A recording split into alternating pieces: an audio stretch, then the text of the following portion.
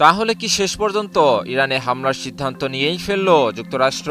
মধ্যপ্রাচ্যে কি আবারও বাজতে শুরু করেছে যুদ্ধের দামামা? ইরানের দিকে ছুটছে যুদ্ধজাহাজ। এটি কি শুধুই সতর্কতা নাকি যুদ্ধের প্রস্তুতি?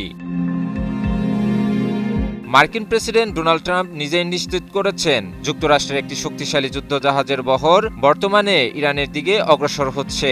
রয়টার্সের বরাতে জানা গেছে, এশিয়া প্রশান্ত মহাসাগরীয় অঞ্চল থেকে যাত্রা শুরু করা এই বহরে রয়েছে বিমানবাহী রণতরী, ইউএস আব্রাহাম লিঙ্কন সহ একাধিক গাইডেড মিসাইল ডেস্ট্রয়ার।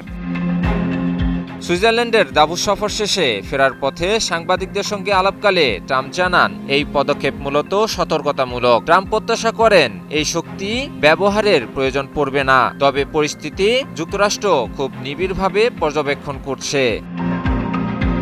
মার্কিন কর্মকর্তাদের ভাষ্য অনুযায়ী শুধু নৌবহর নয়, মধ্যপ্রাচ্যে অতিরিক্ত আকাশ প্রতিরক্ষা ব্যবস্থা মোতায়েনের দিকেও বিশেষ গুরুত্ব দেওয়া হচ্ছে। গত জুনে ইরানের পারমাণবিক স্থাপনায় হামলার পর যে অস্থির পরিস্থিতি তৈরি হয়েছে, এই পদক্ষেপ তা মোকাবিলায় মার্কিন বাহিনীর নিরাপত্তা জোরদার করার পাশাপাশি ভবিষ্যতে সম্ভাব্য সামরিক পদক্ষেপের সক্ষমতাও বাড়িয়ে দেবে। এদিকে ইরানকে নতুন করে কড়া হুঁশিয়ারি দিয়েছেন ট্রাম্প।